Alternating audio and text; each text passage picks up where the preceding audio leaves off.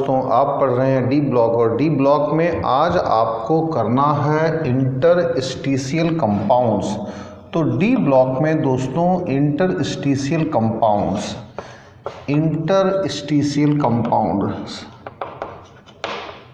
ये जो interstitial compounds हैं इनका क्या मामला है दोस्तों। कई बार आप कुछ एग्जाम्पल्स, कुछ नेम कुछ सुनते होंगे, जैसे TIC। अब जरा देखो, TIC टाइटेनियम कार्बाइड, ये बहुत ही उल्टा सा है कि टाइटेनियम कार्बन के साथ कोई बॉन्डिंग कैसे कर रहा है। MN3N मैंगनीज नाइट्राइड, मैं नाम भी लिख देता हूँ इसका, मैंगनीज नाइट्राइड। तो दोस्तों जब आप इसको सबको देखते हैं मैंगनीज नाइट्राइड या टाइटेनियम कार्बाइड, तो आपको थोड़ा सा कई बार टाइटेनियम कार्बाइड तो थोड़ा सा आपको लगता होगा कि हाँ ये किस तरीके से कंपाउंड्स बन गए, क्या है। दोस्तों कुछ और टर्म्स भी आप सुनते होंगे, जैसे स्टील कार्बन।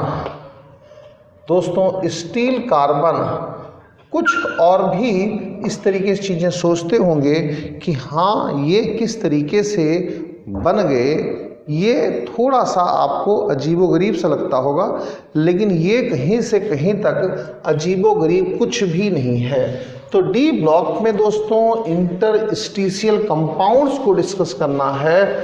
तो देखते हैं इंटरस्टिशियल कंपाउंड्स क्या है।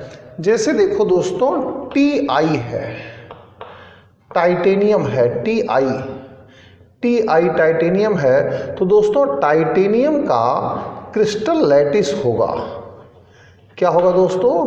क्रिस्टल लैटिस होगा। ऐसे ही मैंगनीज है, तो मैंगनीज का भी क्रिस्टल लैटिस होगा।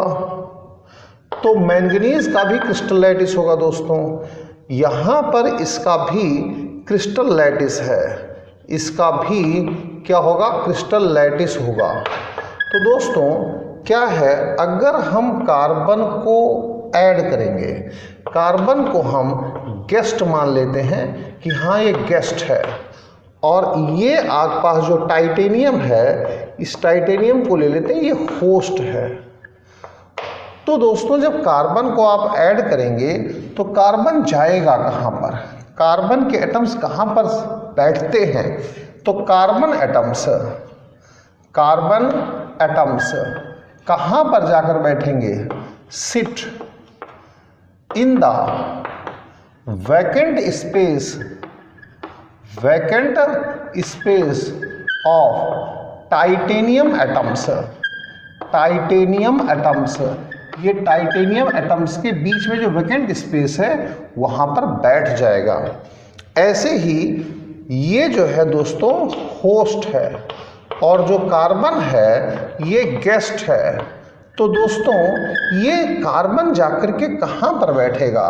तो आप इसमें कहते हैं carbon atoms sit in the vacant space कहाँ है? Between manganese atoms.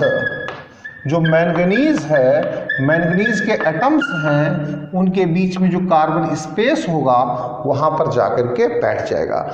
और इस तरीके से दोस्तों ये कहीं जाकर के TIC का फॉर्मूला सेट होगा, और इसका जो दोस्तों फॉर्मूला सेट होगा वो MN3N का फॉर्मूला सेट होगा।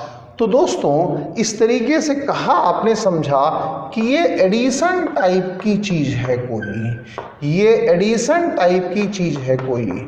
अब दोस्तों ये बात समझ में आई है कि जो कार्बन के एटम्स हैं वो जो होस्ट लैटिस है उसके वैकेंट स्पेस में जाकर के बैठ जाएगा।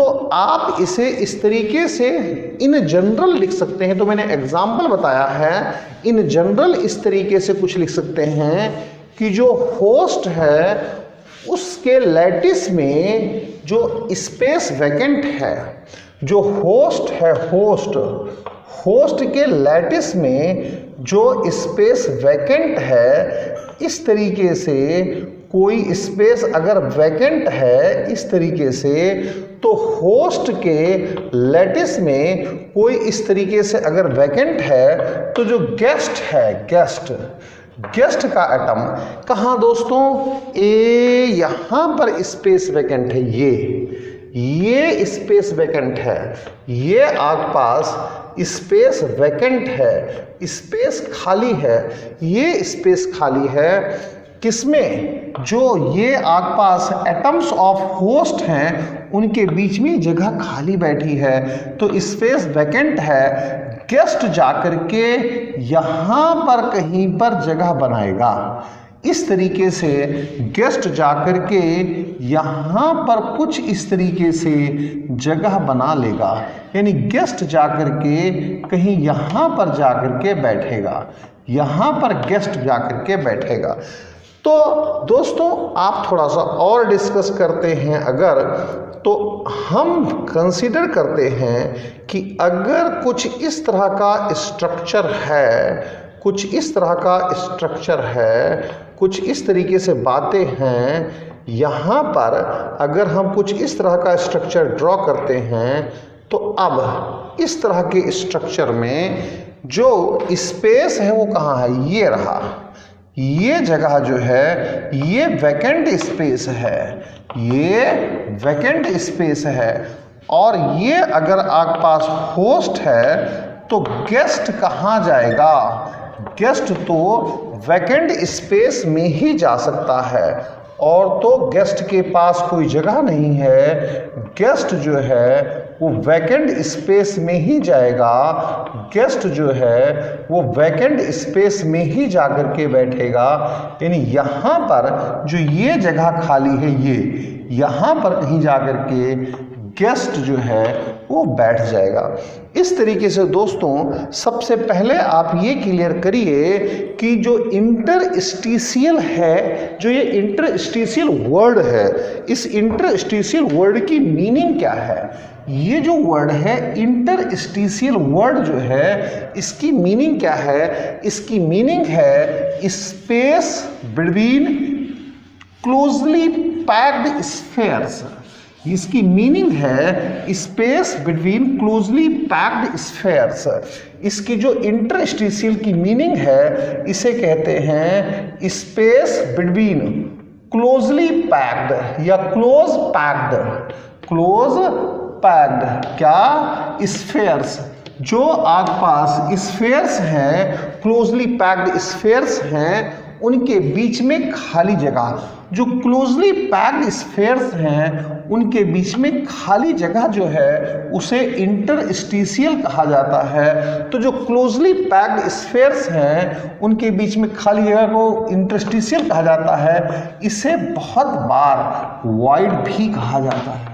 जो वॉइड्स होती हैं दोस्तों वो कितने टाइप की हो सकती हैं, ये आपके पास दोस्तों अगर इस तरह से कोई स्ट्रक्चर डेवलप होता है ऐसे इस तरीके से, तो इसे हम इसे जो ये वॉइड है ये क्लोजली पैक्ड, यहाँ पर जो ये वॉइड है इसे दोस्तों हम टेट्राहेड्रल वॉइड कहते हैं, टेट्राहेड्रल वॉइड कहते हैं।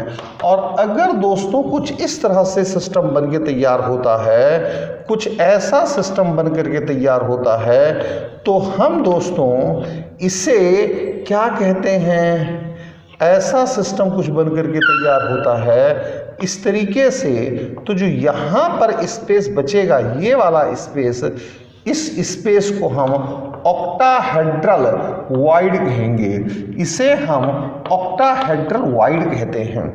इस टेट्राहेड्रल वॉइड या इस ऑक्टाहेड्रल वॉइड में ही आकर के गेस्ट का एटम बैठेगा।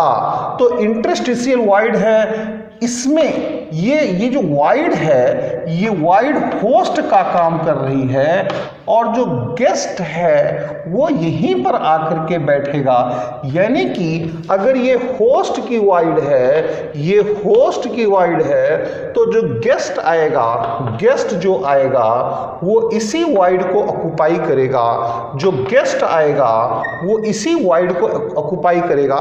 दोस्तों गेस्ट कौन कौन हो सकता है? जो गेस्ट है, गेस्ट जो है वो केवल 4 एलिमेंट हो सकते हैं। 4 एलिमेंट्स होते हैं, हाइड्रोजन, बोरॉन, कार्बन और नाइट्रोजन। ये चारों गेस्ट हो सकते हैं। और जो डी ब्लॉक की मेटल है ये चारों गेस्ट हो सकते हैं, यानी इन्हें आकर के वाइड में बैठना है। और जो ये वाइड्स हो सकती हैं ये डी ब्लॉक में वाइड्स हो सकती हैं। ये डी ब्लॉक एलिमेंट जो क्रिस्टल लैटिस है उसकी वाइड्स हो सकती हैं। दोस्तों अब सोचना क्या है? सोचना यह है कि केवल हाइड्रोजन, बोरॉन, कार्बन, नाइट्रोजन, केवल यही जाकर के इन वाइड्स में जो डी ब्लॉक एलिमेंट हैं उनके जो क्लोजली पैक्ड स्ट्रक्चर है, क्लोजली पैक्ड लैटिस है, उसके वाइड में यही जाकर क्यों बैठेंगे? इसकी कहानी क्या है? तो दोस्तों इसके लिए एक रूल बनाया गया। क्या रूल है?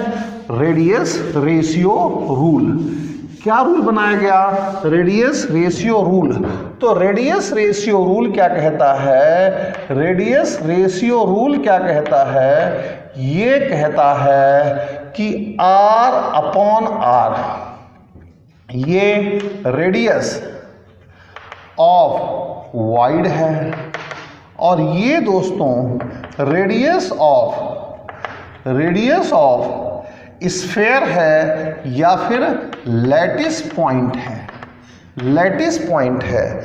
तो दोस्तों इस वैल्यू को टेट्राहेड्रल वाइड के लिए, टेट्राहेड्रल वाइड के लिए क्या डिसाइड किया गया और इस वैल्यू को ऑक्टाहेड्रल वाइड के लिए क्या डिसाइड किया गया? इसे सोचना जरूरी है, इसे सोचना जरूरी है। ये दोस्तों टेट्राहेड्रल वाइड के लिए इसकी रेंज है 0.215 से 0.414 तक और ऑक्टाहेड्रल वाइड के लिए 0.414 से 0.732 तक। दोस्तों मैं फिर कह रहा हूं, यहां जो स्मॉल r है यहां पर कौन बैठेगा? यहां पर ये गेस्ट है, यानी गेस्ट है। और ये क्या है दोस्तों? ये होस्ट है, यानी होस्ट और गेस्ट के रेशियो इसके बीच होने चाहिए। अगर वाइड टेट्राहेड्रल है तो उसके लिए ये रूल है, ऑक्टाहेड्रल है तो इसके लिए ये रूल डिसाइड है। इसीलिए आमतौर पर हाइड्रोजन, बोरॉन, कार्बन और नाइट्रोजन यही हैं जो इंटरस्टिशियल कंपाउंड्स बनाते हैं और कोई इंटरस्टिशियल कंपाउंड नहीं बनाता है। फिर दोबारा से दोस्तों इस बात को आप अच्छी तरीके से समझिए, इस बात को अच्छी तरीके से समझिए कि जो वाइड है इसका जो रेडियस है और यहाँ पर बैठना क्या है? Carbon, hydrogen, carbon, boron, hydrogen, boron, carbon और नाइट्रोजन, इन्हें बैठना है। और जो वाइड है के बाद जो लैटिस पॉइंट है वो किसका है? वो डी ब्लॉक एलिमेंट का है, डी ब्लॉक एलिमेंट का है। अगर ये वाइड, अगर जो वाइड है, अगर वाइड टेट्राहेड्रल है तो वाइड अगर टेट्राहेड्रल है तो उसके लिए इस रेशियो की वैल्यू R अपॉन R, यानी कि इसकी जो वैल्यू है वो 0.215 से 0.414 तक होना चाहिए, तभी काम चलेगा। 0.215, 0.225 से 0.414 होना चाहिए। और अगर ये ऑक्टाहेड्रल है तो ऐसी केस में R/R की वैल्यू क्या होनी चाहिए, 0.414 से 0.732 तक होनी चाहिए। दोस्तों ये सॉलिड स्टेट चैप्टर में भी अच्छी तरीके से है। इंटरस्टिशियल कंपाउंड्स की मीनिंग यही है दोस्तों कि इंटरस्टिशियल में आकर के हाइड्रोजन, बोरॉन, कार्बन या नाइट्रोजन बैठ जाए, उससे जो कंपाउंड बन करके तैयार हो वो इंटरस्टिशियल कंपाउंड होगा। Thank you very much, thanks a lot.